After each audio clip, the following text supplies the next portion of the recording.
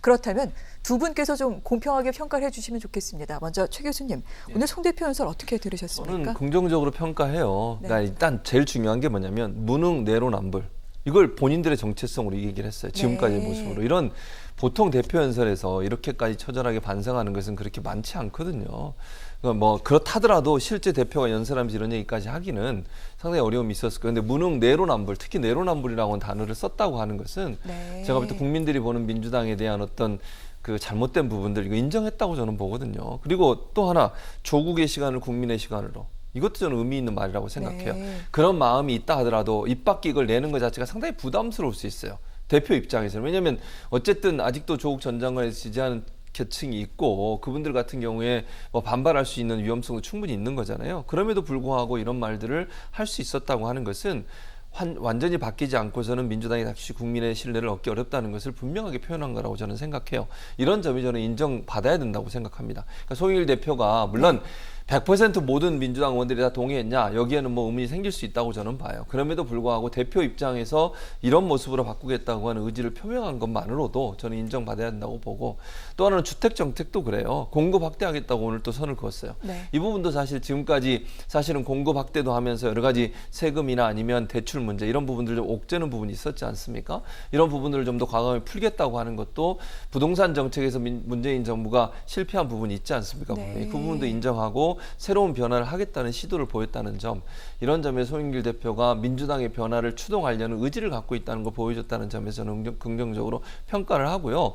다만 이제 저는 좀 이제 부탁드리고 싶은 것은 민주당 의원들이 본인의 생각과 좀 다르다 하더라도 대표의 이런 정책이 사실은 민주당의 새로운 변화에 모멘텀을 만들 수 있는 중요한 계기가 된다는 걸 이해하시고 동참해 줬으면 좋겠어요. 개인의 생각은 다르더라도 민주당이 다시 국민의 신뢰를 얻기 위해서는 불가피한 면이 있다.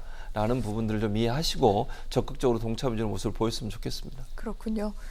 지난주 국민의힘 어떻게 달라지고 있는지 저희가 생생하게 확인을 할 수가 있었는데 오늘 송영길 대표의 연설을 통해 민주당도 어떤 변화를 추구하고 또한 도모하고 있는지를 들려주기도 했습니다. 다만 최 교수님께서는 여기에 대해서 좀 마뜩찮아 하지 않는 그런 민주당 의원들이 있더라도 이 변화에 동참해 나갈 필요가 있다라고 조언도 하셨는데 자, 장평론가께서는 송영길 대표 연설 어떻게 들으셨어요? 일단 지금 국민의힘도 그렇고 민주당도 그렇고 대표들은 좀 변화하려는 모습이 보입니다. 뭐 이준석 국민의힘 대표 여러 가지 변화를 시도하고 있는 인물인 건 익히 알려진 사실이고 송영길 대표도 청와대 항에서 나름대로 쓴소리도 하면서 오늘의 이 대표 연설에서 최 교수님 이야기처럼 직접 무능과 내로남불이라는 지금 많은 국민들이 민주당을 질타하는 그 두 가지 뼈아픈 프레임을 피해가지 않았습니다. 외면하지 않았고 현상을 있는 그대로 인정했다는 것이거든요. 근데 우리가 반성을 위해서 그리고 제도약을 위해서는 반드시 현실을 인정해야 됩니다. 그런데 국민에게 질타를 받고 비판을 받는데 대부분의 정치인들은 그 비판 자체를 인정하지 않고 계속 외면하고 거부하다가 더 깊은 수렁으로 빠져들게 됩니다.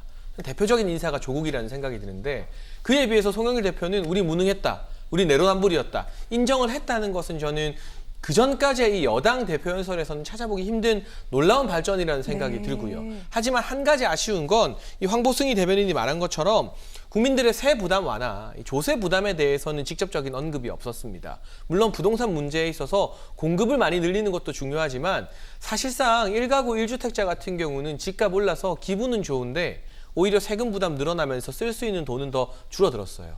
이 집을 팔고 어디 다른 동네로 이사 갈 게 아니라면 사실은 기분만 좋고 손에 들어오는 돈은 더 줄어들었다는 게 정확한 표현일 겁니다. 이런 1가구 1주택자들의 실거주하는 분들의 세 부담을 반드시 완화시켜줄 필요가 있는데 거기에 대해서는 청와대도 그렇고 민주당 내 뭐 강병원 의원이나 또 진성중 의원 등의 반발이 거세기 때문에 제대로 담아내지 못한 것 같아요. 송영길 대표가 확실하게 변화하기 위해서는 그런 민주당 내 강경파들의 반대에도 불구하고 조세 부담 완화까지는 건드리는 모습이 필요하다는 생각이 들고 국민의힘도 지금 제가 일부 황보승희 대변인의 논평 조세 부담 거론한 건 적절하지만 너무 일방적으로 송 대표의 이 발표를 다 지금 비하하고만 있거든요. 특히 또 전주의 국민의힘 원내대변인도 그렇고 이런 식의 천편일률적인 관성적인 비판에서는 조금 벗어나는 모습 보이는 게 변화하는 정치 흐름에 맞는 길이 아닌가 하는 생각이 듭니다. 그렇군요. 그래서 방송 전에 두 분께 여쭤봤는데 이 같은 또 야당 대변인들의 논평, 이제까지 했던 그 관행적인, 관례적인 여당 비판에만 머물고 있는 것이 아니냐 이런 말씀을 하시기도 하셨습니다. 이제 여야 대표들 새로운 변화를 추동하고 있고 여러 가지 이야기를 많이 하고 있습니다. 당을 어떻게 그 변화의 심속으로 또 들어오게 만들지 이 부분 또한 같이 주목하도록 하겠습니다. 저희가 오늘 송영길 대표의 연설 가운데 좀 주목하고 싶은 내용이 두 가지가 있어서 이 부분 장혜찬 평론가님께 좀 여쭤보도록 하겠습니다. 청년과 관련해서 청년들을 위한 특단의 대책 등등이 필요하자 청년 특임 장관을 신설하자라고 대통령에게 송영길 대표가 제안을 했습니다. 아울러 검찰 개혁과 관련해서는 이제 사람과 문화를 바꿔야 된다. 상명하복 조직 문화 바꿔야 된다. 그러니까 그걸 위해서 지방검찰청의 검사장직을 외부에게 과감하게 개방하는 게 어떻겠느냐. 이런 제안을 하기도 했는데 평론가님 두 가지 사안 어떻게 보십니까? 일단 검찰 검사장직을 외부에 개방하지 않은 건 너무 지나친 의견인 것 같아요. 네. 지금 우리 국민들이 바라는 것은 살아있는 권력 잘 수사하는 검찰, 그리고 정권의 눈치를 보지 않는 검찰인데 법무부를 통해서 검찰을 완전히 다 장악한 민주당이 이 주장까지 한다는 건 결국 민변 출신 변호사들 검사장 만들고 싶다는 뜻과 똑같습니다. 그래서 저는 이 주장은 특별히 정치권에서 크게 논의되지도 않고 만약 민주당이 집권 후반기에 이 검사장 직선제나 개방제를 밀어붙일 경우에는 더 큰 반발, 추윤 갈등 시즌2를 찍게 될 거라고 확신합니다. 송영길 대표도 여기에 아주 힘을 싣는 모습은 아니었어요. 그냥 당내 강경파의 검찰개혁 여론을 조금 무마해주기 위해서 제가 봤을 때 마지못해 겉절이 반찬처럼 끼워놓은 느낌이 많이 들었고요.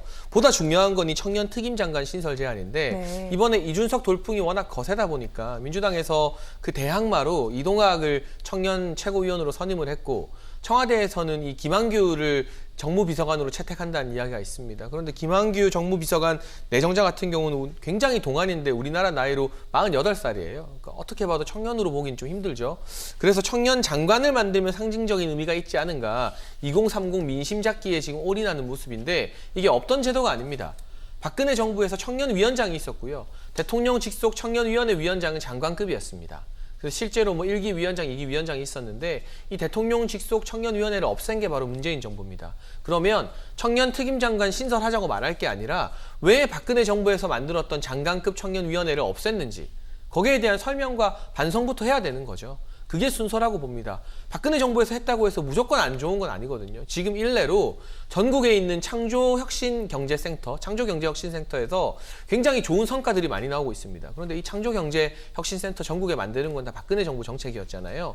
정부가 정권이 달라도 잘한 건 계승하고 못한 건 없애면 되는데 청년위원회를 없앤 건 저는 문재인 정부의 패착 중 하나였다고 봅니다. 다시 만들자고 하실 거면 왜 없앴는지 거기에 대한 반성부터 하시라는 말씀을 드리고 싶습니다. 알겠습니다.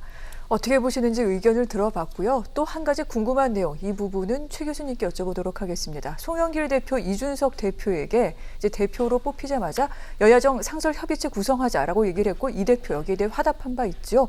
오늘 김부겸 국무총리가 이준석 대표를 찾아갔습니다. 첫 만남을 가졌는데 여기에 대해서 상당히 긍정적인 얘기가 오갔다고 합니다. 그러면 여야정 상설협의체가 2018년에 중단이 됐는데 이제 다시 가동이 되는 걸까요? 교수님 어떻게 보십니까? 가능성이 높아졌다고 볼 수 있겠죠. 네. 총리가 이제 가서 만나고 이준석 대표가 거기서 긍정적으로 평가를 하고 긍정적인 표현을 했다고 하면 협의체가 시작될 가능성이 있다고 봐요, 저는. 물론 그 협의체가 계속 갈 거냐는 제가 장담을 못 하겠지만 네. 대선 대선 정국에 들어서다 보면 이제 갈등이 좀 심해지게 되고 서로 공격하는 양상이 되면 어느 정도까지 갈지는 제가 의문입니다. 그러나 일단 출발을 할 수 있을 것 같아요. 그러니까 2018년도에 11월에 첫 번째 회담 하고 나서 회의하고 나서 그 다음부터 이제 위화무에 돼버렸거든요. 그때도 갈등이 심해져서 그렇게 된 건데 아마 이제 다시 이준석 대표가 들어왔고 이준석 대표도 지금 현재 어떤 그 자세로 본다고 하면 여당과 같이 할 건 같이 하고 또 비판할 건 비판하고 이런 입장인 것 같아요. 제가 볼 때는. 그렇다고 하면 여야정 협의체를 만들어서 국민 앞에 협치하는 모습을 보이는 것이 본인한테도 유리하고 좋은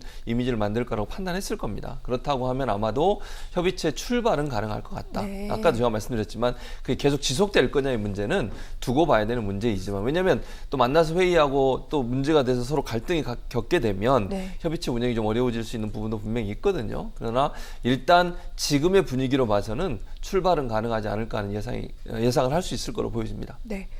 그 같은 부분 사실 국민 입장에 상당히 좀 반가운 일이긴 한데 일단 출발은 할 것이다. 그 후에 여야정이 또 어떻게 함께 해 나가는지는 계속해서 주시하도록 하겠습니다.